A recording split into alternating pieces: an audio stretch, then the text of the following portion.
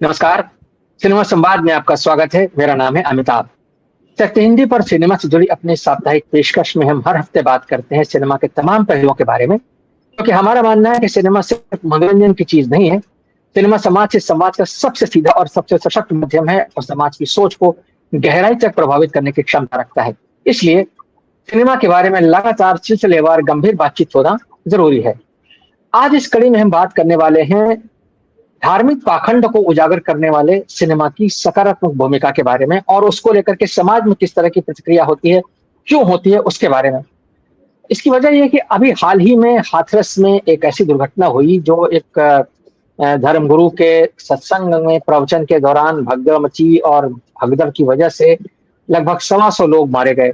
उसके बाद से लगातार हमारे समाज में धर्मगुरुओं का जो एक रोल है, उनका जो प्रभाव है जनता पर और उस प्रभाव की क्या वजहें हैं, उससे क्या सामाजिक सांस्कृतिक समीकरण बनते हैं, किस तरह का हम समाज बना रहे हैं और कैसे ये धर्मगुरु क्या वास्तव में समाज को कोई किसी तरह का कोई उत्थान की तरफ ले जा रहे हैं, समाज में कोई ऐसी राहत की भूमिका निभा रहे हैं या लोगों को सचमुच कोई वो किसी तरह की राहत पहुंचाते हैं, किसी तरह का उनको सुकून मिलता है धर्मगुरुओं के पास आकर के, या सिर्फ ये धर्मगुरु जो है वो अपने लिए कुल मिलाकर के एक ऐसा साम्राज्य स्थापित कर रहे हैं जिसमें उनके लिए तो सब कुछ है, उनके लिए उनका विकास हो रहा है, उनकी समृद्धि बढ़ रही है, उनकी उन्नति हो रही है, लेकिन समाज को कुछ मिल भी रहा है या नहीं मिल रहा है, ये हम ठीक से समझ नहीं सकते। जब जब सिनेमा इस तरह की बातों पर अपनी नजर डालता है और फिल्मों में कहीं जो पाखंडी धर्मगुरु हैं उनके बारे में फिल्में बनाता है या उनको दिखाता है, तो समाज किस तरह से रिएक्ट करता है, आज हम उसके बारे में चर्चा करेंगे। और कैसे ये जो सो कॉल्ड धर्मगुरु हैं, जो सो कॉल्ड संत महात्मा बाबा हैं, ये बाबा फिल्मों फिल्मों के पर्दे पर यानी सिनेमा के पर्दे पर किस तरह से गुल खिलाते हैं, आज उसके बारे में हम बात करेंगे। और कैसे समाज में उसको लेकर के चर्चाएं होती हैं, कैसे उन चर्चाओं को समाज लेता है, इसके बारे में हम बात करेंगे। और इस बारे में बात करने के लिए हमारे साथ कुछ बहुत खास लोग मौजूद हैं, सिनेमा के विशेषज्ञ, सिनेमा के बारे में विश्लेषण करने वाले लोग, सिनेमा से ही जुड़े लोग हैं। हमारे साथ अजय ब्रह्मात्मा जी हैं जो कि हिंदी सिनेमा के बहुत वरिष्ठ फिल्म समीक्षक हैं, फिल्म पत्रकार हैं, दशकों से फिल्म पत्रकारिता समीक्षा से जुड़े हुए हैं। हमारे साथ जबरीमल पारख साहब हैं, प्रोफेसर हैं, अध्यापक रहे हैं, लेकिन हिंदी सिनेमा के बहुत गहरे जानकार हैं और लगभग 4 दशकों से हिंदी सिनेमा के बारे में लगातार लिख पढ़ रहे हैं। हमारे साथ स्वेक्षा भगत जी हैं जो कि हिंदी सिनेमा से जुड़ी हुई हैं, एक तरीके से कहा जाए कि वो स्वयं पटकथा लेखक भी हैं, सिनेमा के निर्माण के काम से भी जुड़ी हुई हैं और सिनेमा प्रशिक्षण के काम से भी जुड़ी हुई हैं। लोगों को सिनेमा कैसे लिखी जाए पटकथाएं उसके बारे में सिखाती भी हैं। तो सिनेमा का उनका एक कई तरह की भूमिका है, उनकी बहुरंगी भूमिका है। हमारे साथ फरीद खान साहब है जो कि हिंदी सिनेमा में सक्रिय हैं, वो पटकथा लेखक हैं, फिल्मों की पटकथाएं लिखते हैं, फिल्मों की धारावाहिकों की वेब सीरीज से जुड़े हुए हैं। पटना शुक्ला नाम की बहुत चर्चित फिल्म अभी हाल में आई थी, उसके लेखक रहे हैं। आप सबका बहुत बहुत स्वागत है इस कार्यक्रम में। मैं अजय जी आपसे बात शुरू करना चाहता हूँ। आप तो फिलहाल यूरोप के दौरे पर हैं, आप वेनिस में हैं इस समय, तो आपसे वेनिस के हालचाल तो पूछूंगा ही, आप अपनी बातचीत में उसका जिक्र कर सकते हैं। कैसे आप इस टॉपिक से जोड़ेंगे वो मैं नहीं जानता, लेकिन जो धर्म गुरुओं वाली बात मैंने कही, हम अक्सर सिनेमा के बारे में ये शिकायत करते हैं कि सिनेमा जो है वो समाज को सिर्फ सस्ता मनोरंजन परोस रहा है। वो एक ऐसी फिल्में बनाता है ज्यादातर जिनमें कि समाज के लिए कोई सीख नहीं होती है या समाज के लिए कोई स्वस्थ मनोरंजन नहीं होता है। वो सिर्फ नाच गाना या कहना चाहिए मार पिटाई, डिशुम डिशुम, सेक्स, हिंसा वगैरह वगैरह परोसता है। लेकिन जब सिनेमा इस तरह के धर्मगुरुओं पर फिल्म बनाता है, जैसा कि हमने अपनी प्रस्तावना में कहा, तो अक्सर उसको लेकर के आजकल खास तौर से पिछले कुछ समय से, पिछले एक 15-20 सालों से कह लीजिए आप, कुछ ऐसा होने लगा है कि जब कभी किसी धर्मगुरु पर कोई फिल्म आती है या किसी फिल्म में किसी धर्मगुरु के बारे में कोई चर्चा होती है, तो उसको लेकर समाज में एक तरह की ऐसी प्रतिक्रिया होती है कि आप जो है वो सिर्फ किसी एक धर्म को टारगेट कर रहे हैं। क्या कहेंगे आप अजय जी? जी, आप सभी को नमस्कार। मैं वेनिस में हूँ अभी और सीने संवाद से जुड़ने का मोह नहीं छोड़ पाया मैं, इसलिए मैं आ गया यहाँ पे। बहुत वैसे शुक्रिया काफी आपका। यात्राओं में जो शेड्यूल होता है, कितना व्यस्त होता है, आप समझ सकते हैं। खैर, जो बात आपने आज का विषय चुना है और जितना इम्पोर्टेंट है, इस पर तो लगातार बहस होनी चाहिए। और पिछले 10 सालों से हम देख रहे हैं कि जब भी किसी फिल्म के बारे में ऐसी रूढ़ियों, ढकोसलों पाखंडों पर टिप्पणी की जाती है या कोई किरदार उसके बारे में आलोचना करता है, तो एक दूसरा खेमा जो पिछले दिनों काफी सक्रिय हो गया है, जिन्हें भक्तों की श्रेणी में ला डालते हैं, वे लोग अचानक से उठते हैं और कहते हैं कि कभी मुसलमानों पर लिख के देखिए, कभी ईसाइयों पर लिख कर देखिए, उन पर फिल्में क्यों नहीं बनती हैं। तो मैं दर्शकों के लिए और सबके लिए यही बताना चाहता हूँ कि भाई, जो फ़िल्म मेकर है, जिस समाज से आता है, जिसकी जानकारी उसे है, वो उसी समाज के पाखंड और ढकोसलों पर लिखेगा, बोलेगा। अगर आपको ऐसी फ़िल्में देखनी हो, हिंदी में भी बनी है कई सारी फ़िल्में जो मुस्लिम रीति-रिवाज़ों पर, मुस्लिम रूढ़ियों की आलोचना करती हैं। अभी आमिर खान की वो फ़िल्म आई थी ना जिसमें क्या सुपरस्टार करके थी, उसमें भी इस बात की वो सीक्रेट सुपरस्टार ज़िक्र किया गया था। जी, जी। पुरानी फ़िल्मों में भी ऐसा होता रहा है, जहाँ पे हम उनकी रूढ़ियों पर भी आलोचना करते रहे। लेकिन मैं यहाँ ध्यान दिलाना चाहूँ कि आप ईरान का सिनेमा देखें, सीधे धार्मिक पाखंड पे तो नहीं, लेकिन वहाँ समाज में जो रूढ़ियाँ घुस गई हैं, ईरान के अंदर या दूसरे ऐसे मुस्लिम देशों में, वहाँ के फ़िल्मकार वहाँ की फ़िल्मों के बारे में बनाते हैं और उनसे कोई कहे कि हमारे बारे में बनाते हो, कभी हिंदुओं के बारे में बना के देखो। तो जो जिस समाज का रहता है, जहाँ परवरिश होती है, वो उस समाज के बारे में लिखता, बोलता और बनाता है। यह बहुत ज़रूरी काम है और जब भी इस तरीके की बात होती है, तो दूसरे खेमे से आलोचना आने लगती है, कोर्ट केसेज़ हो जाते हैं। वहाँ बातें उठाई जाती हैं कि ऐसी फ़िल्मों पर पाबंदी लगा दी जाए और एक नैरेटिव तो पिछले कुछ सालों में गढ़ ही दिया गया है, जिसका ज़िक्र आपने किया कि लगातार चूँकि हिंदी सिनेमा के बारे में कहा जा रहा है कि ये उर्दू वुड भी कहा जा रहा है, पिछली बार हम लोगों ने ज़िक्र किया था इसका। और ऐसा माना जाता है कि ये मुस्लिमों से बहुत ज़्यादा प्रभावित है, दाऊद का पैसा लगा हुआ है और तमाम चीज़ें, इसलिए ये हिंदुओं की आलोचना करते रहते हैं। हिंदू रीति-रिवाज़ों की आलोचना होती है, हिंदू धर्म की आलोचना होती है, जबकि ऐसा नहीं है। हिंदी फ़िल्मों ने हिंदू संस्कारों को और हिंदू रीति-रिवाज़ों को हिंदी के ज़रिए दिखाया भी है और बेहतर तरीके से भी दिखाया है।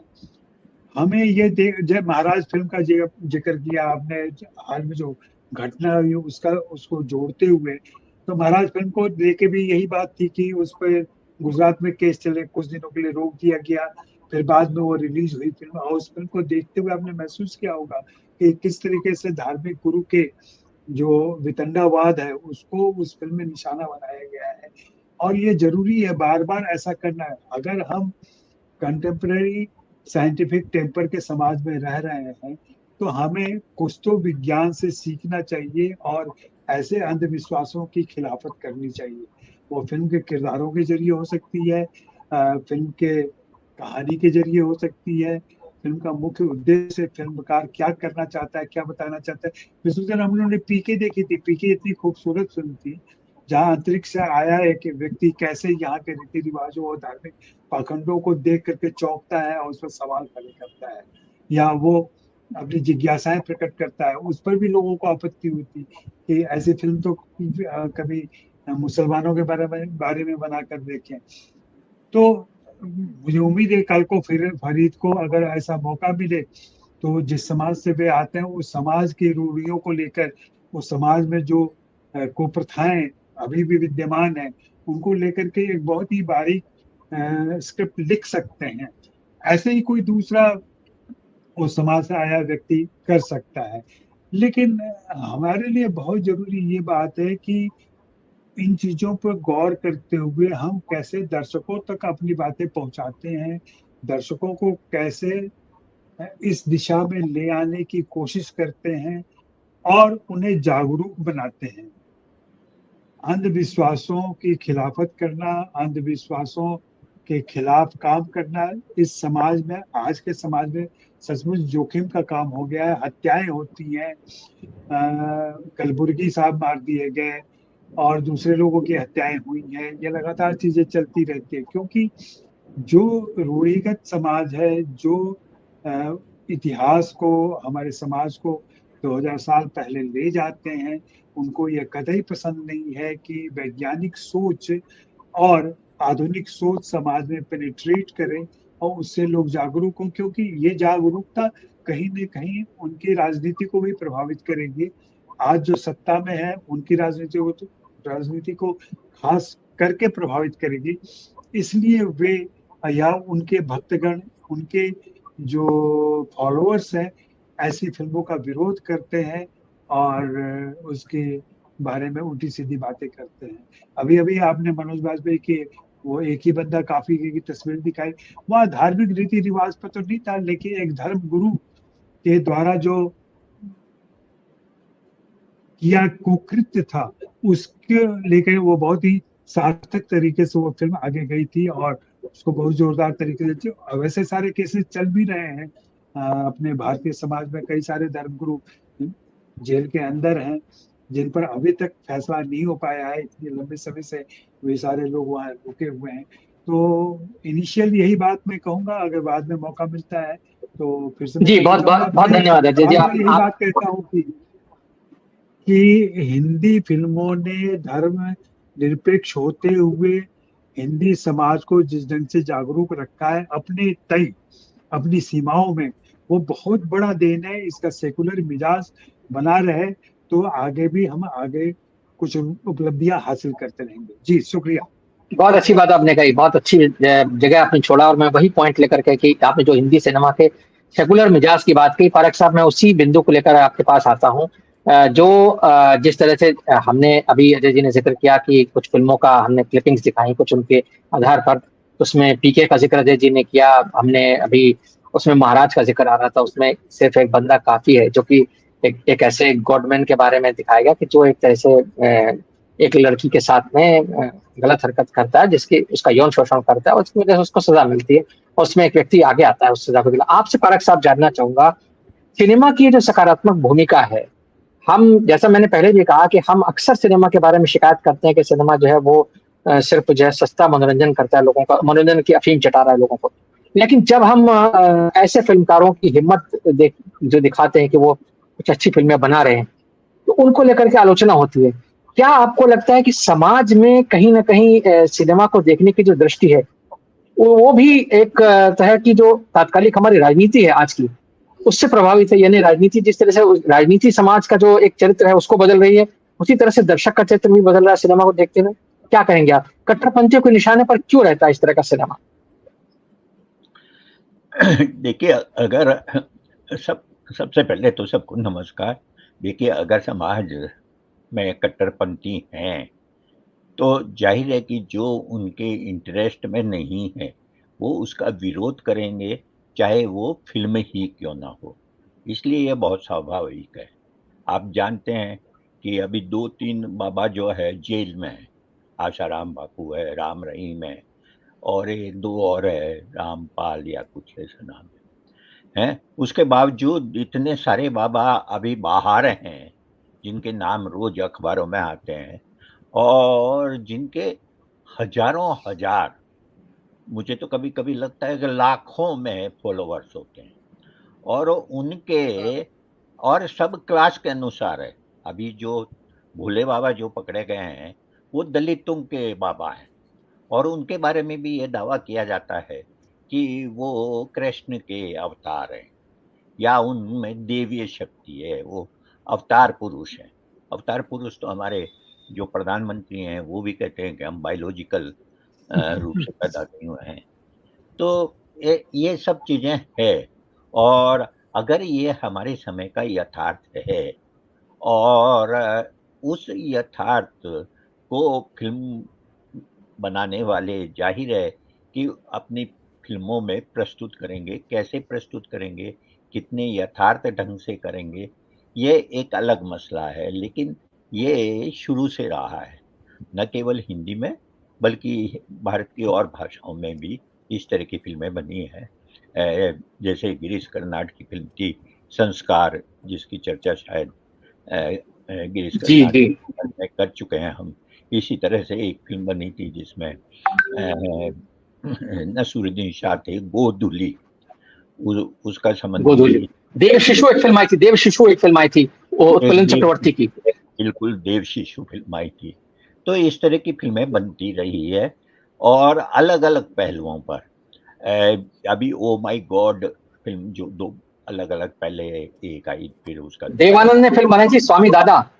हाँ, तो खैर फ़िल्मों की एक सूची लंबी है, लेकिन मेरे विचार में अभी जो लेटेस्ट फ़िल्म आई है नेटफ्लिक्स पर, महाराज, वो कई दृष्टियों से मुझे महत्वपूर्ण लगती है। ये फ़िल्म एक वास्तविक ऐतिहासिक व्यक्ति को केंद्र में रख कर बनाई गई है और उसका नाम है कृष्णदास मूलजी, जो 1832 में गुजरात में पैदा हुए और वो एक समाज सुधारक थे। एल्फिंस्टन कॉलेज, बम्बई का जो मशहूर कॉलेज था, वहाँ के पढ़े हुए थे। दादा भाई नौरोजी और दूसरे नर्मदा शंकर वगैरह जो उस जमाने के मशहूर लोग थे, वो उनकी मित्र मंडली में थे। वो लोग समाज सुधार के लिए भी काम करते थे और दूसरे कई क्षेत्रों में सक्रिय रहते थे।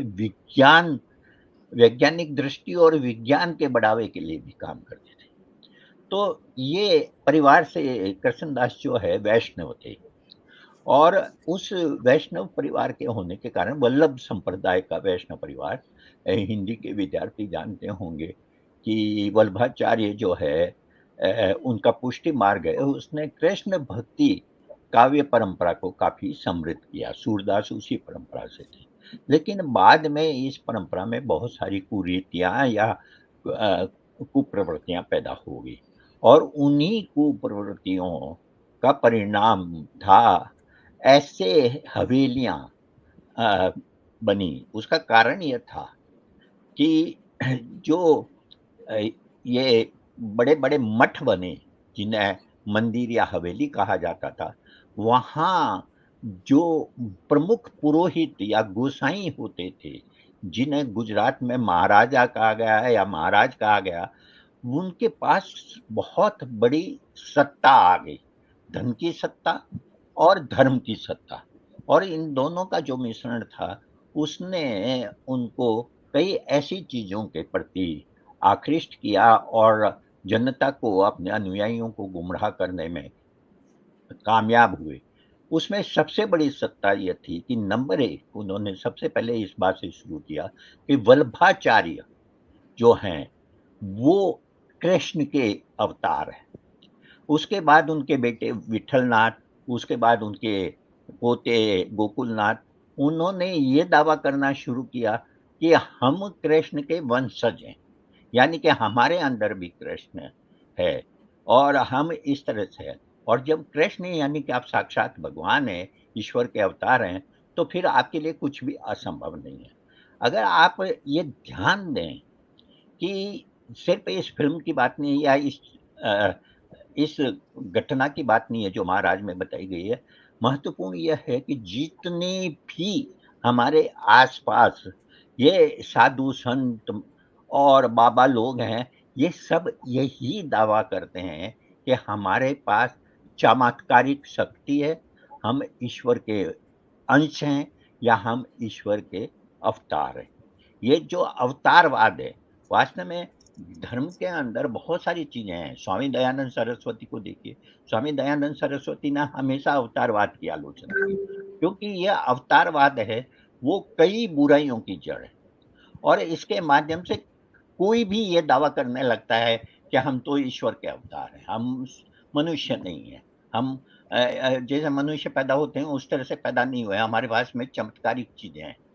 अभी जो घटना हाथरस में हुई, जैसा कि अखबारों में आया है, उसमें क्या था? उसमें ये था कि उन बाबा जी के भक्तों ने कहा, मतलब उनके जो ख़ास थे, उन्होंने कहा कि आके उनकी चरण धूलि ले लो और चरण धूलि लेने के लिए वहाँ जो हज़ारों की संख्या में लोग थे, वो एकदम दौड़ पड़े, चरण धूलि लेने के लिए। क्यों चरण धूलि? क्योंकि उस चरण धूलि के बारे में यह फैला हुआ था भक्तों के अंदर कि इससे मोक्ष की प्राप्ति होगी, इससे हमारी इच्छाएँ पूरी होगी, हमें जो कष्ट होंगे, कोई बीमारी होगी, तो वो दूर।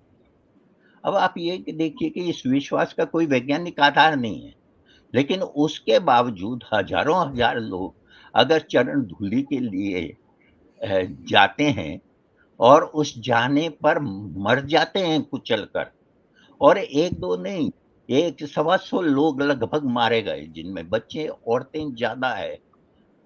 तब भी उन लोगों के बीच, उनके अनुयायियों के बीच किसी तरह का कोई क्रोध, कोई आक्रोश पैदा नहीं होता। वो अपने के बारे में सोचते भी नहीं है कि हम जो कर रहे हैं, क्या कर रहे हैं, क्यों कर रहे हैं। अगर आप महाराज फिल्म देखें तो ठीक यही चीज वहां भी देखेंगे कि वहां जो लड़की किशोरी जिस पर वो महाराज हाथ रखता है, वो समझती है कि मेरा तो जीवन धन्य हो गया, और उसके बाद में वो खुशी खुशी जाती है।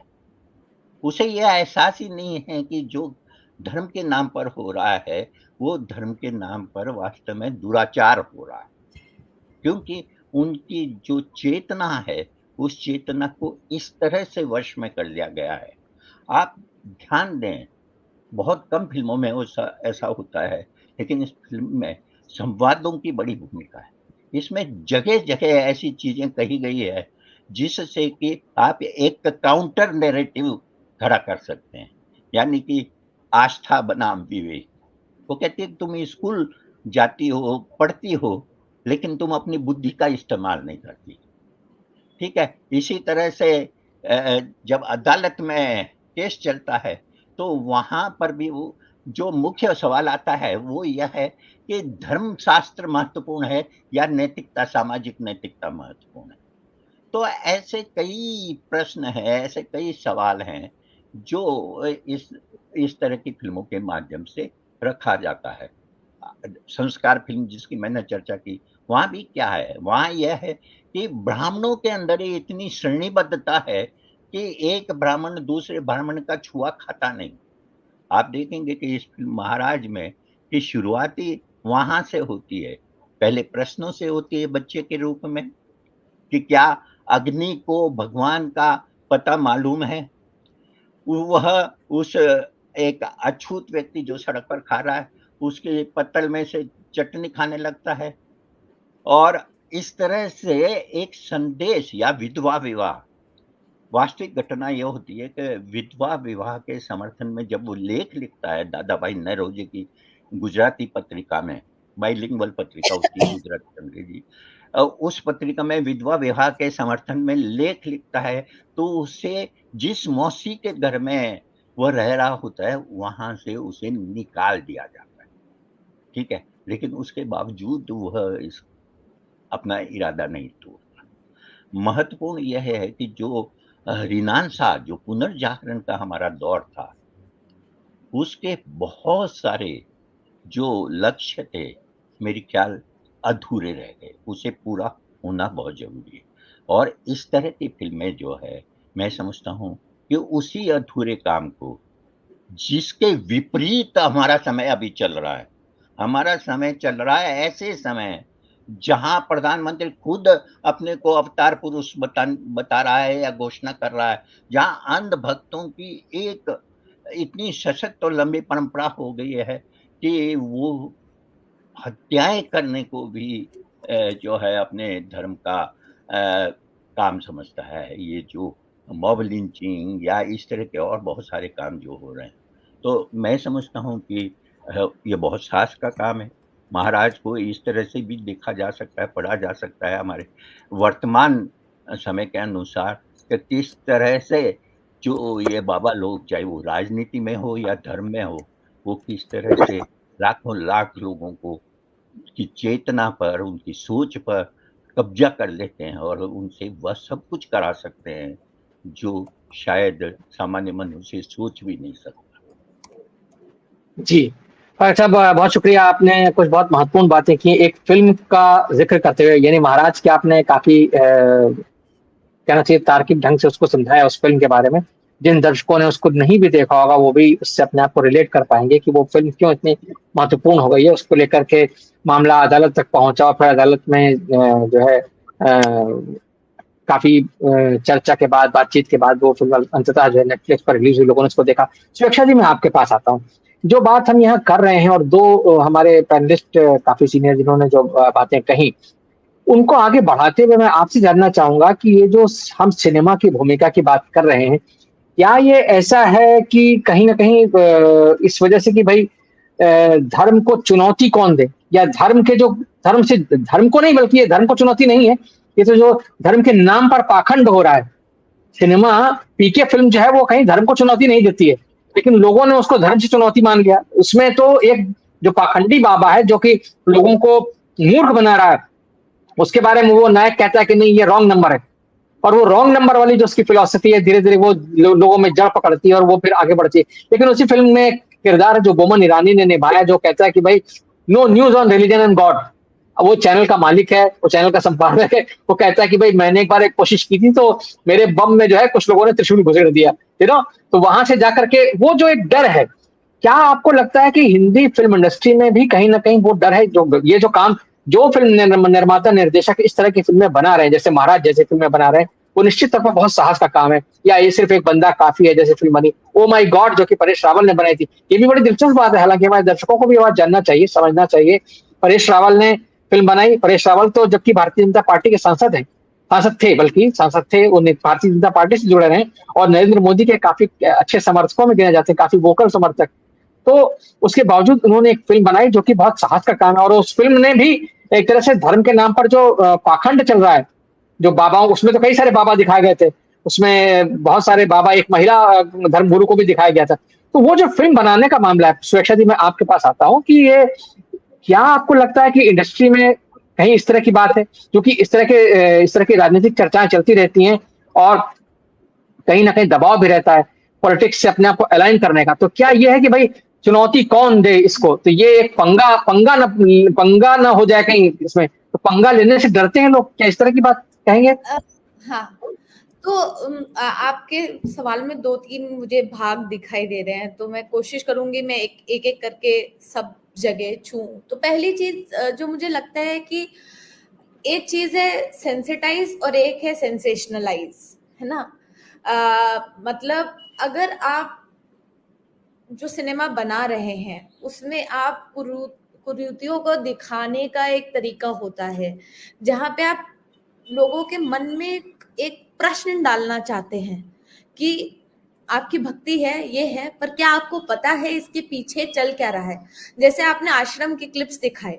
अब आश्रम एक लॉन्ग फॉर्मेट है, उसमें 2 सीजन आ चुके हैं, तीसरा भी शायद आए, और उसमें आपको पता लगता है कि ये जो बाबा हैं जिनका आप डेरे में फ्री का खाना मिल रहा है, बच्चों की पढ़ाई हो रही है, लड़कियों को कुश्ती सिखाई जा रही है, ये एक चीज सिखाई जा रही है, लेकिन साथ ही साथ उसका पॉलिटिकल कनेक्शन ऐसा है कि 2 पार्टीज के नेता उनके सामने आके झुक के बोलते हैं कि हमें समर्थन दे दो तो हम जीत जाएंगे और अगर नहीं दोगे तो हम हार जाएंगे। तो ये जो एक इंटरकनेक्टिविटी ऑफ पॉलिटिक्स और रिलीजन, ऐसी चीजें जो एक आम आदमी नहीं सोच रहा। देखिए, जो दलित वर्ग है, जो लाखों और करोड़ों के फॉलोअर्स आ रहे हैं, जैसे जो डेरा सच्चा सौदा था, जो तबके के लोग हैं, उनकी बेसिक जरूरतें ही इस समय हम पूरी नहीं कर पाए हैं, या वो अपनी रोजमर्रा की लड़ाई में उलझे हुए इंसान हैं। अब अगर उनमें आप एक थॉट डालना चाहते हैं, आप एक होता है ना कि मैं कहीं तो उनके जहन में बात डालूं कि तुम्हारा विश्वास और अंधविश्वास के बीच में एक बारीक लकीर है, उसको देख लो। तो ये बात कहने के लिए मनोरंजन एक साधन बन जाता है। जब MX प्लेयर जो फ्री में मिलता है वो एक आश्रम दिखाता है जिसे कोई भी देख लेता है, उसके लिए पैसे नहीं देने पड़ते हैं, तब ये बात ज्यादा लोगों तक पहुंचती है। और चाहे वो ये ना माने कि अरे नहीं हमारे बाबा ऐसे नहीं हैं, लेकिन कहीं ना कहीं एक शक आता है, कहीं ना कहीं एक सवाल उठता है, कहीं ना कहीं आप देखने लगते हैं कि हाँ, इन सब में एक पैटर्न है।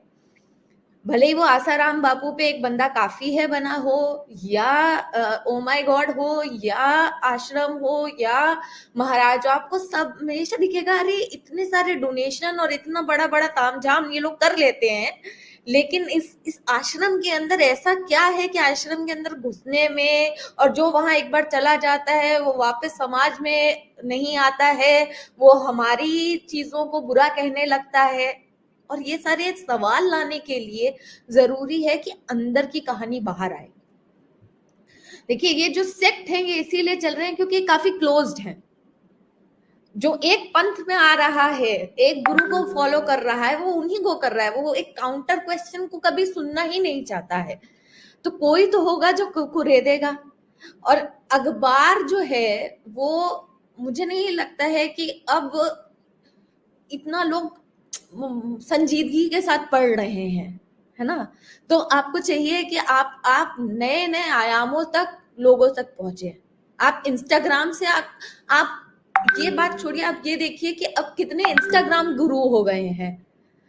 आप अगर एक बार एक फीड में डाल लीजिए तो आपको सदगुरु जो है वो बताएंगे क्या खाना है, कैसे रहना है, क्या आचरण करना है। फिर उसके बाद आपको कोई जया किशोरी जी बताएंगी, फिर उसके बाद आपको कोई और श्री श्री रविशंकर बताएंगे कि श्वास कैसे लेनी है, फिर रामदेव बाबा बताएंगे योगा कैसे करना है। तो हर एक चीज के लिए तो हमने एक 10 सेकंड की क्लिप में अपने जीवन शैली को समझने का वो कर रखा है ना। हमें अब ज्ञान चाहिए, पर ज्ञान हमें स्वाइप करके चाहिए। अब हम गीता नहीं पढ़ने वाले हैं, हम नहीं देखने वाले अपने ग्रंथों को। जो 10 मिनट में अच्छा बोल देगा वही हम सीख लेंगे। तो अगर इतने सारे लोग 10 मिनट क्या एक डेढ़ मिनट में अच्छा बोल के ज्ञान बांटने वाले हैं, तो एक जो चैतन्य समाज है उसको उठना ही पड़ेगा कि वो आपको विस्तार से समझाने का एक विकल्प दे, एक फिल्म बनाए, एक सीरीज बनाए। ये जरूरत आ गई है। ये एक काउंटर नैरेटिव की नहीं है, ये it's coming from a need. क्योंकि वैज्ञानिक बात, जैसे आप भी पारक जी कह रहे थे कि एक वैज्ञानिक सोच है, वो सोच डालने के लिए आपको ये फ्लड करना पड़ेगा, हमें ये और लाने पड़ेंगे। दूसरा आपका एक चीज था कि क्या इंडस्ट्री में ऐसी बात चल रही है, क्या अलाइंड बहुत ज्यादा हमारे आ रहे हैं, मतलब हिंदुत्व को, हिंदू ऐसा नहीं है, सच्चा हिंदू ऐसा नहीं है, ये नैरेटिव लाने के लिए क्या ऐसी चीजें आ रही हैं। मुझे लगता है, हाँ मुझे लगता है कि काफी आपने जो पिछले 10-12 सालों में ये जो भरमार देखी है ऐसी फिल्मों की, जो आज से 12-13 साल पहले इन टॉपिक्स को डल माना जा रहा था, सडनली ये वापस से उठाए हैं। ये एक अब मैं कहना चाहूंगी कि ये एक प्रोपेगेंडा नहीं है, लेकिन ये एक बचाव का रास्ता है। क्या आप ये दिखाएंगे तो ठीक है, आपको फंडिंग मिलेगी, आपका चलेगा। जहां आपने मजाक उड़ा दिया तो वहां बैन लगेगा, वहां सेंसरशिप आएगी, वहां सब कुछ होगा।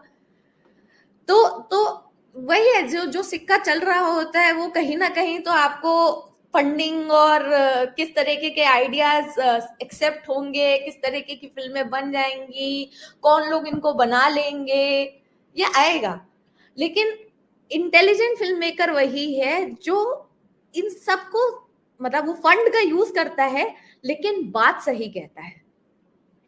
अभी कई ऐसे आपने उनकी क्लिप्स नहीं चलाई हैं, लेकिन जो एमएसजी हैं, जो एमएसजी के करोड़ों के बजट में वो अपनी एक प्रोपेगेंडा फिल्म बनाते हैं, वो शायद उनके सेक्ट वाले ही देखते हैं और बाकी लोग ऐसे उसका मीम बना के मजाक बनाते हैं।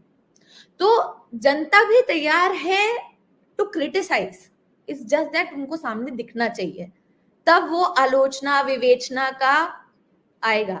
अगर ये नैरेटिव ही बीच में से हटा दिया जाए तो ये सारी बहस हो ही नहीं पाएगी। इसीलिए जो आप कह रहे हैं कि ये सकारात्मक रवैया है सिनेमा का, वो मुझे लगता है काफी सार्थक है। बात तो हो रही है, कहीं से कोई मुद्दे तो उठ रहे हैं, लेकिन इसमें भी बहुत सेफ खेला जा रहा है। अगर ये बोलूं कि एज अ राइटर शायद मैं उतना सेफ ना खेलना चाहूं, पर मैं बहुत सेफ खेलना पड़ रहा है। मैं हिंदू धर्म में भी अगर उसकी बुराई भी इंगित कर रही हूँ तो एक और बुराई है जिसको मैं छुपा के चल रही हूँ। जैसे महाराज ही फिल्म का एग्जाम्पल ले लीजिए। महाराज में एक सीन है जहां एक गर्भवती महिला और उसका भाई शूद्र समाज में जाके छुपते हैं, ठीक है, आप पूरा वो सीन देखिए, कितनी जल्दी वो उस मोहल्ले से पहुंच जाता है वहां पे। आप कैमरा रुकता तक नहीं है कि आप वो शूद्र समाज को एक बार नजर दौड़ा के देख सकें कि उस समय का शूद्र समाज कैसे रह रहा था, क्या हो रहा था। उसमें कोई चर्चा नहीं हुई कि कैसे अपर कास्ट लोग अपनी जान बचाने के लिए तो शूद्रों के बीच में रहने लगे, और उसके बाद जो शूद्र समाज से रह के आया है, जो वहां खा के रह के अपनी जान बचा के आया है, वो उसी बाबा के असिस्टेंट से उसकी शादी हो रही है और कोई सवाल नहीं उठ रहा है। रियल लाइफ में अगर ये रियल केस है तो रियल लाइफ में तो इस चीज पे बहुत सवाल उठा होगा, और राइटर भी लिखते वक्त जब वो अपना ड्राफ्ट लिख रहा होगा शायद वो इन सब चीजों के बारे में सोच रहा होगा। पर तब आता है कि आप क्या अपने धर्म की कुरीतियां जो आज तक हैं, जो 1850 में थी और जो आज तक हैं, क्या आप सच में उन तक उस तबके की बात करना चाहेंगे? तो बहुत इंपॉर्टेंट बात उठाई आपने जी। एक फिल्म मेकर आज अगर कोई बात उठा भी रहा है तो वो बहुत बच बच के उठा रहा है, वो वही बातें उठा रहा है जिससे ब्राह्मण वर्ग को आपत्ति नहीं होगी। जी, दावा किया ये जाता है आपने बात की बात कर रहे हैं, पर हम एक्चुअली कर नहीं रहे हैं। हम बहुत अपर कास्ट लेंस से चीजों को देख रहे हैं। बहुत बहुत ही दिलचस्प आपने पहलू निकाला है इस चर्चा में। फरीद साहब, आपके पास आता हूँ। जो अपर कास्ट वाली बात उन्होंने कही है वो अपनी जगह इम्पोर्टेंट है कि अपर कास्ट लेंस से देखा जा रहा है चीजों को, यानी अगर बुराइयों का हम उनको उघाड़ भी रहे हैं, उनका पर्दाफाश भी एक तरीके से कर रहे हैं कुरीतियों का, तो वो उसका बहुत सेलेक्टिव अप्रोच है। तो एक तो ये, जैसा कि उन्होंने स्वेच्छा जी ने कहा कि एक राइटर की जो चुनौतियां हैं या उस पर जो दबाव है, तो आप भी चूंकि उसी विधा से जुड़े हुए हैं, लिखने की विधा से जुड़े हैं, सिनेमा की या वेब सीरीज की या जो भी और अन्य माध्यम है, तो एक तो आपके निजी अनुभव क्या है दबाव को लेकर के, या इंडस्ट्री में क्या सचमुच इस तरह की बात है कि नहीं, आपको अगर देखना भी है तो कम से कम ऐसा रखें कि जो एक ब्राह्मणिकल अप्रोच है, कम से कम वो जो है वो रहे, ताकि एक थोड़ा बहुत सेफगार्ड हमारे लिए रहे कि हमने उसको दिखाया लेकिन ऐसे नहीं दिखाया, ताकि कहीं कोई व्यापक जो है वो समाज में इस तरह की चेतना ना हो कि कैसा समाज था और क्या हम उसको दिखा रहे हैं। क्या आपको लगता है कि इंडस्ट्री जो है वो वहां पर इस तरह की कुछ बातचीत होती है, या इंडस्ट्री इतनी फ्रेगमेंटेड है कि वहां इस तरह की बातचीत का कोई स्थान नहीं है, जिसको जो समझ में आ रहा है वो कर रहा है? फरीद जी। जी, बहुत बहुत शुक्रिया। सबको नमस्कार। ये बहुत ज़रूरी बात सुरक्षा जी ने उठाई है, और ये इस पर हम लोग अक्सर बात भी करते रहे कि हिंदी फिल्म इंडस्ट्री, खासकर हिंदी फिल्म इंडस्ट्री, जो नॉर्थ की इंडस्ट्री, मतलब उसके टारगेट ऑडियंस नॉर्थ के लोग हैं, वो इंडस्ट्री वो सांप्रदायिकता और जातिवाद से बचने की कोशिश करता है हमेशा। अभी आप देखिए कि सैराट एक फिल्म है जो मराठी फिल्म है, उसमें सीधे सीधे दलित का मुद्दा उठाया गया, लेकिन जब उस पर हिंदी फिल्म बनती है रीमेक, तो वो पूरी तरह से गायब हो जाता है। आपको दलित वहां कहीं दिखाई नहीं देता। बहुत से बहुत ये कर देते हैं कि उसको अमीर गरीब कर देते हैं, तो अमीर गरीब के आड़ में दलित का मुद्दा और सांप्रदायिकता का मुद्दा भी छिपा देते हैं। कोशिश ये रहती है, और कोशिश ये करते हैं कि मतलब मैं अपने धर्म की बुराइयों के बारे में बात करूं, आप अपने धर्म की बुराइयों के बारे में बात करें, और इस तरह से चलता है, क्योंकि उनका जो ऑडियंस है, उनका जो समाज है, उस पर काफी मतलब उनको एक पैन इंडिया बनाने के लिए भी शायद ऐसा करना पड़ता है। लेकिन इसके साथ ही ये बात सच है कि वो इन सवालों से बचना चाहते हैं। जिस तरह से साउथ की फिल्में खुलेआम बात करती हैं, या जिस तरह से मराठी फिल्में अपने मुद्दों पर, कास्ट और सांप्रदायिकता पर तो मुझे याद नहीं आता, लेकिन कास्ट पर बहुत खुले रूप में नॉन हिंदी फिल्में बात करती हैं और हिंदी फिल्में बात नहीं करती। ठीक सांप्रदायिकता पर भी ऐसा ही है। जबकि आप देखेंगे कि जो ये आरोप लगता है कि केवल एक समुदाय और हिंदू समुदाय को टारगेट करते हैं, तो ऐसा भी नहीं है। निकाह एक फिल्म थी जो सुपर डुपर हिट हुई, उसको मुसलमानों ने हिट कराई, और वो 3 तलाक और हलाला पर उसकी कहानी थी, उसका पूरा ड्रामा उसी पर था। उसी वक्त एक और फिल्म बनी थी लुबना नाम से, जो हिट नहीं हुई होगी, उसकी भी कहानी यही थी। तो ऐसा नहीं है कि इस तरह की चीजें होती नहीं थी। अमर अकबर एंथोनी में आप देखिए कि वो जो तैयब अली है, वो 4 शादी उन्होंने कर रखी है, उनकी औरतें बुर्के में रहती हैं, और उसको बहुत ही फनी तरीके से। और मैं कल गाना सुन रहा था, उसमें जो ऋषि कपूर का गाना है कि पर्दा नशी को बेपर्दा ना कर दूं तो अकबर मेरा नाम नहीं है। तो मुस्लिम कैरेक्टर के मुंह से ये बुलवाया गवाया, और उसका इंटेंशन भी बुरा नहीं था, और उसका ट्रीटमेंट भी अपमान करने का नहीं था। तो इसलिए वो उस दौर में चल गई। और ये हिम्मत का काम है, वो पर्दा नशी को बेपर्दा न कर तो अकबर मेरा नाम नहीं है, ये बहुत बड़ी बात है जी। जो अब नहीं, आपने बहुत बड़ी बात कही है जी, अच्छी लाइन ली है। और लेकिन मैं आपको याद दिलाना चाहूंगा दर्शकों को भी कि मुगल आजम में कि आसिफ ने ये बात कहलवाई है, और नायिका के मुंह से, यानी जो गाना है कि पर्दा नहीं जब कोई खुदा से, बंदों से पर्दा करना क्या, ये अपने आप में बहुत ही क्रांतिकारी बात है। और जो पर्दा प्रथा है उसको इतने मनोरंजक ढंग से और इतनी क्रांतिकारी बात को इस तरह से कहना, इसके लिए जो हिम्मत चाहिए थी, वो मेरे ख्याल में ये एक रेयर इंसिडेंस है कि जो इस तरह से किसी, वो भी कैसे भी मुसलमान थे, फिल्म जो है एक मुस्लिम किरदारों पर थी, उसको क्लासिक्स में गिना जाता है, लेकिन वहां पर ये गाना आना कि पर्दा नहीं जब कोई खुदा से, बंदों से पर्दा करना क्या, ये अपने आप में बहुत बड़ी हिम्मत की बात थी जो ये उस वक्त। जी जी। तो अब आप देखिए कि कर्नाटक में एक लड़की को रगेदा जाता है जो बुर्के में होती है, उसको रगेद के आतंकित किया जाता है। तो हमको ये लगता है इस वक्त हम तालिबान ने जो पर्दा लादा, जो बुर्का लादा, हम उसका विरोध खुलेआम करते हैं। पर यहाँ पर एक दुविधा ये रहती है कि जिन दक्षिणपंथियों ने उस लड़की को रगेदा केवल बुर्के के नाम पर, और वो डरी, उसका वीडियो है।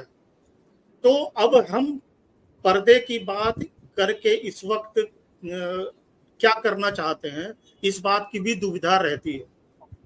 तो जो आप कह रहे थे कि बचते हैं या दुविधा होती है, अंदर इस तरह की बातें होती हैं कि क्या ये सही वक्त है इस तरह की बातों के लिए। और इस तरह से हम लोग, ये सच है कि एक तरह का प्रेशर तो होता ही है, क्योंकि कल को फिल्म सेंसर में रुक जाएगी या फिल्म उतार दी जाएगी, तो उससे जाहिर सी बात है एक नुकसान तो होता ही है। इसीलिए बच कर चलते तो हैं, ये बात सच है। जी, बच कर चलते हैं, ये बात सच है। ये दबाव कहीं ना कहीं काम करते हैं, क्योंकि आमिर खान की फिल्म पीके का जो विरोध हुआ, उसके बावजूद पीके को हिंदू समाज नहीं, एक तरह से कहा जाए तो हिट कराया, क्योंकि वो उसमें जिस पाखंडी बाबा का जिक्र था, जिस धर्म गुरु का एक तरीके से पर्दाफाश किया गया, जो कहानी के केंद्र में था और जिसको लेकर के बहुत विरोध हुआ, लेकिन उसके बावजूद फिल्म बहुत हिट हुई। लेकिन उसका असर क्या हुआ कि बाद में जब उनकी फिल्म आई जो लाल सिंह चड्ढा, उसको उसके बायकॉट की अपील की गई फिल्म पीके की वजह से। अभी हम, जैसे आपने जिक्र किया दक्षिण के सिनेमा का, मराठी सिनेमा का, मुझे दक्षिण के अभिनेता फहद फाजिल की एक फिल्म याद आ रही, ट्रांस उसका नाम है। ट्रांस बहुत अच्छी फिल्म है, और मेरे ख्याल में ट्रांस अगर हमारे हिंदी के दर्शकों ने नहीं देखी है तो उन्हें देखना चाहिए कि किस तरह से वो फिल्म दिखाती है कि एक सामान्य आदमी जो कि दरअसल एक मोटिवेशनल स्पीकर बनना चाहता है, वो कुल मिलाकर के एक कारोबार करना चाहता है, वो कैसे उसको बाकायदा कुछ कारोबारी लोग, यानी जो धर्म के धंधे में लगे हुए हैं, वो कैसे उसको लाते हैं और कैसे उसको ट्रेन करते हैं, एक धर्मगुरु बनाते हैं, और फिर कैसे उसको एक चमत्कारी जो कि, और उसमें पूरा का पूरा अगर देखा जाए तो वो क्रिश्चियनिटी का मजाक, क्रिश्चियनिटी के नाम पर जो कुछ पाखंड चल रहा है उसका मजाक उन्होंने उड़ाया है। तो ऐसा नहीं है कि सिर्फ हिंदू धर्म के बारे में ही बात कही जाती है, और बहुत सारी भाषाओं में बहुत सारी फिल्में बन रही हैं जिनको भी दर्शकों को देखना चाहिए, जो देखें कि किस तरह से हमारे फिल्मकार ये हिम्मत जुटा रहे हैं और फिल्में बना रहे हैं जो दर्शकों को कम से कम इस बात के लिए सावधान करती है कि वे अपने धर्म में जरूर निष्ठ रहें, लेकिन ये कि धर्म के नाम पर जो पाखंड चल रहा है उसको कहीं ना कहीं देखिए। अजय जी, मैं आपके पास आता हूँ एक बार फिर से, जो बात हम समाज की भूमिका के बारे में बात कर रहे थे, जहां से आपने शुरुआत की थी, मैं फिर उसी पर लौटता हूँ। मुझे याद है जब परेश रावल की फिल्म आई थी ओ माय गॉड, तो उसका भी बड़ा विरोध हुआ था, और जैसा मैंने पहले भी कहा कि परेश रावल तो चूंकि विचारधारा उनकी भारतीय जनता पार्टी से जुड़े थे, बाकायदा चुनाव लड़े, सांसद बने, सब कुछ हुआ, मगर उनकी फिल्म में बड़ा अच्छा डायलॉग था जो मुझे अभी तक याद है कि उसमें उन्होंने कहा था ओ माय गॉड में कि धर्म या तो इंसान को कमजोर बनाता है या उसको आतंकवादी बनाता है। तो वो जो दो बातें थी, दोनों मतलब एक तरीके से कहा जाए, जो यानी धर्म या तो डरपोक बनाता है या आतंकवादी, तो वो दोनों तरफ हिट कर रहे थे।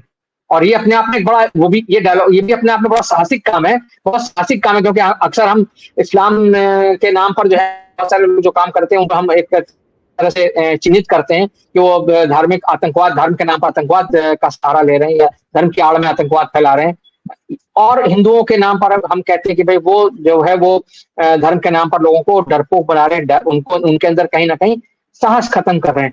आप क्या कहना चाहेंगे? सिनेमा जो है, जैसे कि अभी हमारे दो साथियों ने बताया, स्वेच्छा जी ने और फरीद खान जी ने, कि भाई सिनेमा में ये एक डर तो है, क्योंकि अगर मान लीजिए फिल्मकार फिल्म बना रहा है और उसको लेकर के तोड़फोड़ हो जाए, उसको लेकर के सेट पर ही कुछ तमाशा हो जाए, या फिल्म लगने के बाद जो है उसको कोई खरीदने कोई देखने ना आए, सेंसर बोर्ड में अटक जाए, तो जो बेचारा करोड़ों का पैसा लगाता है उसका क्या होगा? हालांकि ये बात भी सही है कि अभी जैसे फरीद साहब ने जिक्र किया, फिल्म का निकाह का जिक्र किया, हमारे 12 जैसी फिल्म आई जिसको लेकर कितना विवाद हुआ, वो फिल्म का आई कब चली गई किसी को पता भी नहीं चला। क्या कहेंगे दीदी? जी, ये चुनौतियां तो हैं, हमारे फिल्म मेकर के पास ज्यादा हैं अभी के समय में, और ये डर बना हुआ है कि कभी भी कुछ हो सकता है, सेंसर से मंजूर भी हो जाए, सेंसर उसकी सिफारिश भी कर दे कि हाँ ये फिल्म देखी जा सकती है, प्रदर्शित की जा सकती है, उसके बाद कहीं से कोई दूसरा एक समुदाय उठ के खड़ा हो जाएगा, कोई एक व्यक्ति आ जाएगा और फिर सरकार प्रो एक्टिव हो जाती है और फिर पाबंदियां लगा देती है कि नहीं नहीं, कुछ लोगों की भावनाएं आहत हो गई हैं। तो अभी जिस समाज में हम रह रहे हैं वहाँ भावनाएं इतनी जल्दी आहत हो रही हैं लोगों की, वो आहत इसलिए हो रही है, दो चीजें जो फिल्म मेकर अभी तक छूट रहा है जिससे, कि ये सारी अंधभक्ति क्यों है, ये बाबाओं का फॉलोइंग क्यों है। अगर आप देखें तो ये एक तो अशिक्षा है इसकी सबसे बड़ी वजह, दूसरी वजह है अभाव।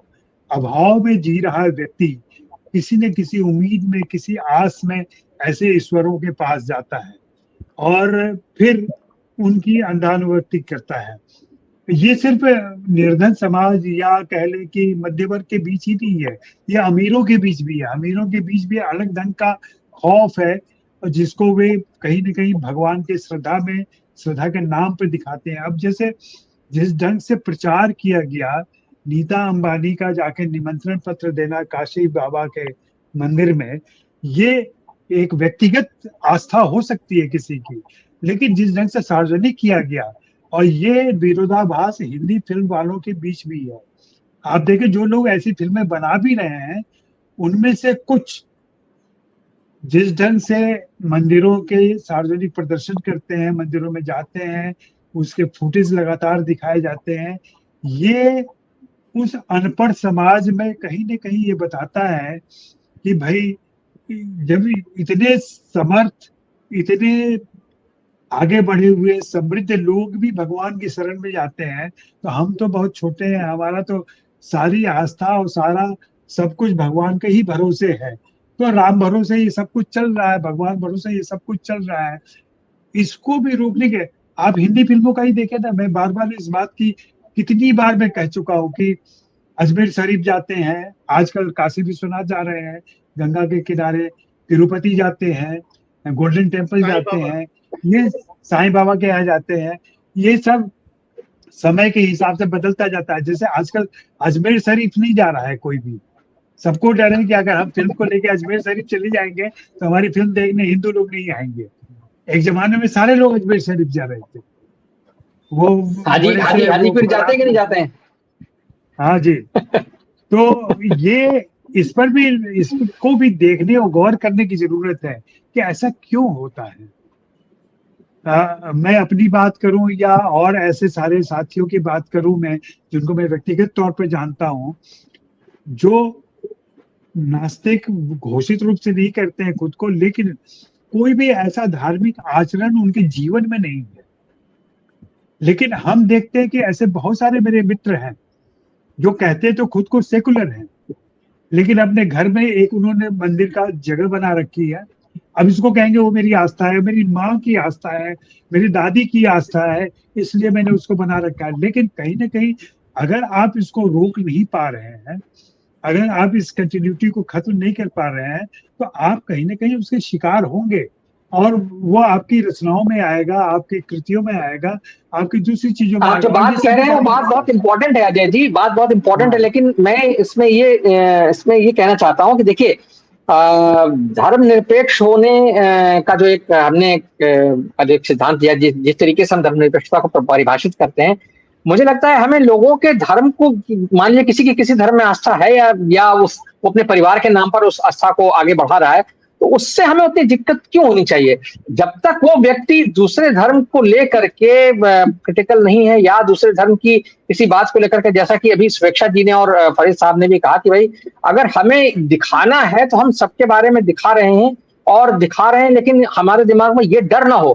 तो जब तक वो डर ना हो तब तक तो बहुत अच्छा है। हमें क्यों दिक्कत होनी चाहिए कि कोई पूजा करता है या नहीं करता है, या कोई नमाज पढ़ता है, या कोई अपने धर्म के जो भी धार्मिक स्थल है वहां जाता है नहीं जाता। या मान लीजिए जो अभी आपने बात कही कि फिल्मकार जो है अपनी फिल्मों के लिए दुआ मांगने तमाम मंदिरों में या और धार्मिक स्थलों में जाया करते थे या अभी भी जाते हैं, वो हम उसको मान सकते हैं कि वो एक किस्म का अंधविश्वास है। लेकिन चलिए वहां तक मुझे तक लगता है कि वो भी उस समस्या को भी मैं फिलहाल थोड़ी देर के लिए बैक बर्नर पर रख दूंगा।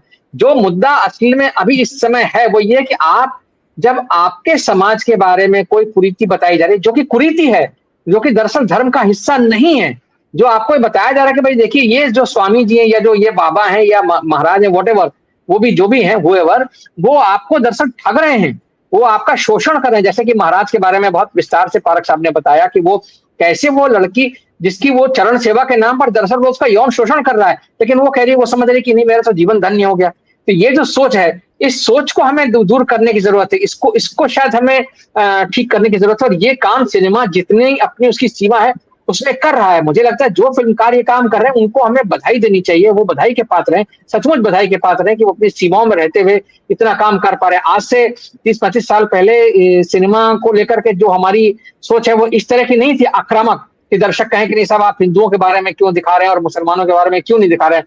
देवानंद जैसे फिल्मकार ने जब स्वामी दादा फिल्म बनाई तो उन्होंने तो बाकायदा दिखाया कि एक गॉडमैन जो है वो किस तरह का होता है। बाकायदा उन्होंने स्वामी दादा दोनों नाम रखे, नाम से ही बहुत कुछ दिख जा रहा था, और उन्होंने तो एलानिया ये फिल्म बनाई थी। तो उस समय इसकी बात नहीं हुई। बहुत सारी ऐसी फिल्मों में हमने देखा कि मुझे अपनी बात कह लेने दीजिए। आपने जो कहा ना कि जी। अगर कोई मंदिर जा रहा है, अगर कोई घर में मंदिर रखे, मुझे दिक्कत है उससे। मुझे दिक्कत है कि आप जो बात कह रहे हैं कि इतनी मात्रा तक अगर भक्ति देखे, इतनी मात्रा तक आस्था रहे तो ठीक है, ये व्यक्तिगत बात हो गई। व्यक्तिगत बातें भी सार्वजनिक होती है, वो सामाजिक होती हैं, आपका व्यक्तिगत कुछ भी नहीं होता है। अगर आप साइंटिफिक सोच के हैं तो आपके घर में मंदिर नहीं होना चाहिए, मेरा ये मानना है। लेकिन आप बाहर तो दिखाते हैं कि हम साइंटिफिक सोच के हैं, लेकिन घर में आके सुबह सुबह अगरबत्ती लगा के और पूजा करते हैं। मेरी दिक्कत है यहाँ पे, ये मात्रा की दिक्कत है कि इतनी मात्रा तक तो भक्ति ठीक है, इससे ज्यादा जाएगा तो गलत है। ऐसा नहीं हो सकता। या तो आप श्रद्धावान हैं या आप श्रद्धा नहीं रखते हैं, दोनों चीजों में मेल नहीं हो सकता। तो इस बात को मेरे लिए बहुत जरूरी है कि अगर आप किसी चीज में आस्था नहीं रखते हैं तो बिल्कुल नहीं रखते हैं, वो आपके हर आचरण में दिखना चाहिए। और अगर किसी के यहाँ दिखता है तो आप उसकी आलोचना भी करेंगे, मैं करूंगा। मुझे आज दिक्कत है कि अगर कोई मंदिर जाता है, अगर मुझे दिक्कत है, अगर कोई फिल्म की रील लेकर के गोल्डन टेम्पल जाता है तो मुझे दिक्कत है। और मैंने बार बार लिखा है कि क्या उससे वे दर्शक आ जाते हैं फिल्में देखने के लिए? नहीं आते हैं। और तो ये सारी दिक्कतें हैं मेरी। और क्या है, मात्रा 20% तक ठीक है, 40% हो जाएगा तो सांप्रदायिक हो जाएगा, ऐसा नहीं होता है। 20% जी भी जी सांप्रदायिक जी, है, वो बिल्कुल ठीक। धार्मिक है, ये उसको भी भी एक होना राय है, जरूरी है। और बिल्कुल ठीक है, हाँ, ये अपनी जगह एक राय है। हाँ ठीक है ठीक है। और मैं क्या है फारक कि साहब आपके फिल्मों पास पे आता इसी हूँ। का असर होता है और समाज में इसी जी का जी असर होता है। मेरी जी मूल जी चिंता है कि अभाव, निर्धनता, अशिक्षा, इन सब चीजों पर जब तक एक सामाजिक आंदोलन नहीं चलेगा, अभियान नहीं चलेगा, तब तक ऐसे ही धर्मगुरु पैदा होते रहेंगे। आप सही और कह इन रहे पे हैं, फिल्में लेकिन बनाना मैं बहुत जरूरी है। आपकी बात से मैं सहमत हूँ अजय जी, वो आंदोलन की आवश्यकता है, लेकिन हम सारे आंदोलनों के लिए सिनेमा को ही मतलब मशाल थमा दें, ये भी ठीक नहीं है, क्योंकि दरअसल सिनेमा का वो काम नहीं है, मैं क्योंकि हम जो मैं है इसीलिए जितना काम सिनेमा सामाजिक कर रहा आंदोलन है। की बात कर रहा हूँ। नहीं नहीं, मैं बिल्कुल ठीक बात सामाजिक है, सिनेमा आंदोलन उसी की समाज बात का इसीलिए हिस्सा है। कर रहा हूँ, सिनेमा सामाजिक उसी आंदोलन की समाज का बात हिस्सा इसीलिए है, कर और रहा सिनेमा हूँ। अपनी बिल्कुल ठीक जी बात है, जी जी, बिल्कुल ठीक बात है, मैं चलिए। आपकी बातों से सहमत हूँ। और सिनेमा जो है वो, मेरा सिर्फ ये कहना है कि हम जिस फ्रेमवर्क में बात कर रहे हैं, उस फ्रेमवर्क में सिनेमा की जो भूमिका है, सिनेमा अपनी भूमिका को जितना निभा पा रहा है, मेरे ख्याल में उससे ज्यादा उसको निभाने की ताकत देनी चाहिए। हमारा ये काम होना चाहिए कि हम समाज को वहां ले जाएं कि वो समाज कम से कम सिनेमा को उतनी ताकत दे जैसे कि पहले बनती थी। जैसे अभी हम कुछ दिन पहले जब शांताराम जी के सिनेमा के बारे में बात कर रहे थे, तब भी हमने कहा कि किस तरह से उन्होंने सामाजिक कुरीतियों को उहाड़ा, कैसे उनके बारे में फिल्में बनाई, कैसे उन्होंने एक तरह से फिल्मकार होते हुए एक सोशल रिफॉर्मर का काम किया। फारक साहब आपके पास आता हूँ। ये जो बात, बहुत सारी बातें हो गई हैं, और मैं इसे बहुत संक्षेप में टिप्पणियां चाहूंगा आप सबकी, छोटी छोटी टिप्पणियां, क्योंकि हम कार्यक्रम के बिल्कुल अंतिम हिस्से में भी हैं। क्या सिनेमा से हम कुछ बहुत ज्यादा एक्सपेक्ट कर रहे हैं? जैसे कि अजय जी ने कहा कि ये हमें इससे भी दिक्कत है, उससे भी दिक्कत है, बहुत सारी बातें हैं। क्या हमें ये नहीं देखना चाहिए कि भाई सिनेमा जितना काम कर रहा है, हम समाज को उतना एम्पावर करें, और वो समाज को एम्पावर करने का काम जो है वो सिनेमा से बाहर की ताकतों का है? आपको क्या लगता है? 2-3 छोटी टिप्पणियां करूंगा। नंबर 1 तो ये है कि अगर कोई व्यक्ति सेक्युलर होने का दिखावा करता है और सेक्युलर नहीं है, और वो फिल्म के पेशे में है, तो वो जितना भी चाहे उसकी फिल्म जो है अंततः उसके इस अंतर्विरोध को किसी न किसी रूप में उजागर जरूर करेगी। और कुछ नहीं तो वो मालूम पड़ा कि वो फिल्म जो बना रहा है उसके बिल्कुल विपरीत वो किसी मंदिर के दर्शन करने जा रहा है फिल्म को लेकर, या कुछ ऐसा कर रहा है। एक तो यह, दूसरी वो उतना साहस नहीं दिखा पाएगा। जो फिल्म के अंदर जो विषय उसने उठाया है उसमें भी झोल नजर आएंगे, उसमें भी अंतर्विरोध नजर आएंगे। थोड़ा भी एनालिसिस करेंगे तो पकड़ में आ जाएगा। बहरहाल ये अपनी जगह एक और मसला है। मैं एक दूसरी बात कह रहा हूँ, मेरा अपना मानना है कि बिल्कुल इस तरह की स्थितियां ही नहीं है, कुछ और तरह की स्थितियां हैं। महाराज के संदर्भ में 2-3 चीजें हैं कहूंगा। एक तो जो बात कही गई कि भाई उसे छुपाया गया एक दलित के यहाँ, ठीक है, और फिर कैमरा वहां रुकता नहीं है और जल्दी से बाहर निकल जाता है। यहाँ पर विकल्प था, क्योंकि ओरिजिनल जो केस चला था उसमें इस तरह की किसी घटना का कोई वर्णन नहीं था। जाहिर है कि उपन्यासकार ने और फिल्मकार ने, उपन्यास मैंने पढ़ा नहीं है क्योंकि गुजराती में ही है, अभी उसका हिंदी अंग्रेजी अनुवाद नहीं हुआ है, लेकिन उनके पास यह एक मौका था, अवसर था कि वो इस पूरे दलित प्रसंग को, 2 जगह आता है दलित प्रसंग, उन पूरे दलित प्रसंग को छोड़ देते, क्यों चक्कर में पड़ते उसके, लेकिन नहीं, उन्होंने फिल्म में डाला। नंबर 1, जब वो यंग होता है और सबसे पहले वो एक अछूत के उसमें से चटनी उठा के खाता है, यानी कि वो चाहता है कि उसके दर्शक इस बात की तरफ गौर करें कि हम जिसे नायक बना रहे हैं वो एक ऐसा समाज सुधारक है जिसके लिए जातिवाद भी एक बुराई है, और उसे जितना उस कहानी में मौका मिला वो उसने कहा। दूसरी चीज है कि इस फिल्म के अंदर खुद कृष्णदास मूल जी के माध्यम से और दूसरे माध्यम से कुछ ऐसी बातें कही गई है जो इस फिल्म के जो दायरा है उसको बड़ा करती है। जैसे उसमें एक चरित्र है लालवान जी, जो लीलावती वाली घटना होने के जस्ट बात की है। लालवान जी उसे कहता है कि तुम देखो, जो हम हवेली में रहते हुए कर नहीं कर सके वो तुम बाहर रहकर करो। तो वो ये कहता है कि भाई हम क्या कर सकते हैं, हम, तो वो कहता है कि नहीं कर सकते हो। उस समय कुछ महत्वपूर्ण कमेंट वो करता है लालवान जी, और वो महत्वपूर्ण कमेंट जो है वो उस समय से ज्यादा हमारे समय के लिए महत्वपूर्ण है। जैसे वो कहता है कि जो भक्त सवाल नहीं करता वो अधूरा भक्त है, और जो धर्म जवाब नहीं देता, आप ध्यान दीजिए यहाँ पर हिंदू धर्म नहीं कहा गया है, यहाँ पर धर्म एज सच कहा गया कि जो धर्म जवाब नहीं देता, यानी कि जो तर्क रूप में तार्किक ढंग से कोई धर्म अगर अपने भक्तों के सवालों के जवाब नहीं देता, जैसे कि सवाल कृष्णदास बचपन में पूछता है, तो अगर वो जवाब नहीं देता तो वो धर्म नहीं है। ये एक बड़ी बात है, और ये इस फिल्म के दायरे को बड़ी करती है। यही नहीं, इसके जस्ट बाद एक ऐसा डायलॉग इसमें कहा गया है जिसकी तरफ कम ध्यान जाता है, लेकिन मेरे ख्याल में उसे जरूर ध्यान दिया जाना चाहिए, क्योंकि ये भी उसे पार करता है। और ये इसलिए महत्वपूर्ण है क्योंकि कृष्णदास के बारे में जितना भी मैंने इस फिल्म देखने के बाद में पढ़ा है, कृष्णदास मामूली समाज सुधारक नहीं था, वो बहुत, एक तरह से कहना चाहिए, एक रेडिकल रिवोल्यूशनरी सुधारक था, और उसने बहुत सारी चीजों का विरोध किया और बहुत सारी चीजें झेली। तो इसमें लालवान जी के मुख से एक डायलॉग कहलाया गया, धर्म से ज्यादा हिंसक वैसे भी कोई युद्ध नहीं है। ध्यान नहीं जाता हमारा, कितनी बड़ी बात कह दी गई है, धर्म से ज्यादा वैसे भी कोई हिंसक युद्ध नहीं है। यानी कि दुनिया में जितने बड़े युद्ध हुए हैं उसमें धर्म की बड़ी भूमिका है। या फिर उसने हिंदू धर्म का नाम लिया, उसने धर्म एज सच, धर्म एज इंस्टीट्यूशन उस नाम लिया है। और फिल्मकार बताना चाहता है कि ये धर्म, मतलब वो उस फिल्म की कहानी से बियॉन्ड जा रहा है, लेकिन ये सही है कि कुछ कॉम्प्रोमाइज किए गए हैं, क्योंकि अंत में अदालत में वो वैष्णव वल्लभाचार्य संप्रदाय के बारे में बहुत सकारात्मक बातें कहता है, जबकि जो रियल मुकदमा हुआ था उस रियल मुकदमा में इसने, कृष्णदास ने, वल्लभाचार्य और पुष्टि मार्ग जो वल्लभाचार्य के बेटे विठलनाथ और गोकुलनाथ ने शुरू किया था उसकी आलोचना की थी।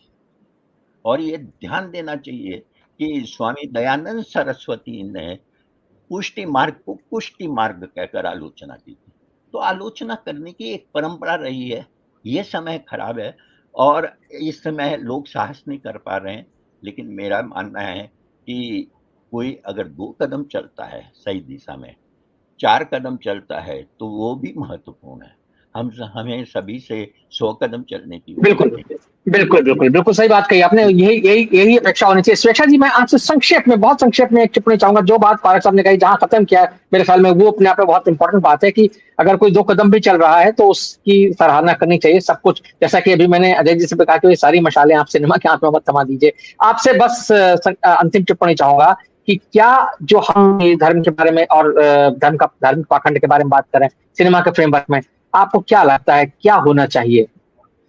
सबसे ज्यादा इसमें सकारात्मक कदम तब बढ़ेंगे जब हम जिनको हम एजुकेट करना चाह रहे हैं, जिनकी अशिक्षा और जिनके अभाव के कारण वो इन सब दलदलों में फंस रहे हैं, उनमें से जो लोग बाहर निकल आए हैं उसको हम इंडस्ट्री का हिस्सा बनाएं।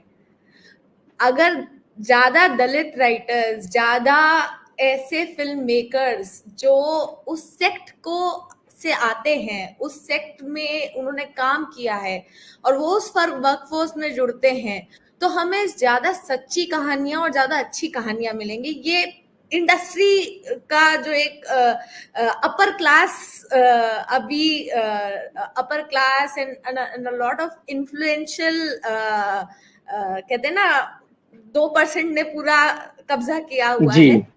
जब वो टूटेगा, जब और ज्यादा इंक्लूसिव राइटर्स आएंगे तो आपको और ज्यादा अच्छी कहानियां मिलेंगी, सच्ची कहानियां मिली। बहुत अच्छी बात कही आपने जी। दूसरा मुझे लगता है कि छोटे छोटे प्रयास हुए हैं उन तबकों को दिखाने के जो मेन स्ट्रीम से अलग है। जैसे कंटारा एक फिल्म है जो कंटारा मैन वर्सेस नेचर के कॉन्फ्लिक्ट पे है। वो एक ट्राइबल समाज की कहानी को उठा के उन्होंने लिखी और वो फिल्म बहुत अच्छी बनी है, उसको बहुत अप्रिशिएट भी किया गया है क्योंकि हमने वो बेल्ट उन लोगों की कहानी देखी ही नहीं थी और उसको अक्रॉस रीजन किया गया है। तो यही मेरा है कि जितना हम उन लोगों तक पहुंचेंगे जिन तक हम संदेश पहुंचाना चाहते हैं, पहले उन्हें टेबल पे लाइए, उनकी बात सुनिए और फिर कहिए, तो शायद बातों में खोखलापन कम नजर आएगा। बिल्कुल, बहुत अच्छी बात आपने कही है। ये जो बात आपने इंक्लूसिव बनाने की बात कही है वो अपने आप में बहुत इंपॉर्टेंट है कि जो इंडस्ट्री में लोग सक्रिय हैं वो इस बात की तरफ ध्यान दें कि ज्यादा से ज्यादा लेखक ऐसे आए, ज्यादा से ज्यादा फिल्मकार ऐसे आए जो कि समाज के हर तबके से आए, दलितों से आए और अल्पसंख्यकों से आए, जो कि दरअसल वहाँ की कहानियां कह सके, आदिवासी समुदाय से आए जो कि वहाँ की कहानियां कह सके, और वहाँ हम जो जिस धार्मिक पाखंड की या जो सामाजिक कुरीतियों की बात कर रहे हैं उनको उजागर कर सकें। देखिए अक्सर होता क्या है कि बहुत सारी बातें हम लोग करते हैं, यहाँ तार्किक बातें करते हैं, लेकिन जो समाज है वहाँ आस्था की ऐसी आंधी चल रही है, या जिसको कहना चाहिए आस्था की या अंधविश्वास की, आस्था की भी नहीं कहूंगा मैं उसको, एक किस्म से अशिक्षा की आंधी जो चल रही है, उसमें तर्कों के सारे जो तीर हैं वो हवा हो जाते हैं।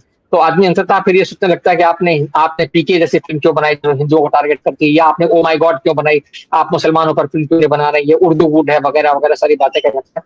दर्शकों से भी हमारा आग्रह है कि वो थोड़ा खुले दिमाग के साथ में और खुले नजरिए के साथ सिनेमा देखें, और ये देखें कि अपने आसपास का जो उनका समाज है, समुदाय है, क्या सिनेमा उसकी बुराइयां दिखाकर के उनको सचेत कर रहा है, क्या उनको एक अच्छा नागरिक बनने की तरफ प्रेरित कर रहा है। अगर वो ऐसा कर रहा है तो वो एक अच्छा सिनेमा है और उसको प्रोत्साहित करना चाहिए।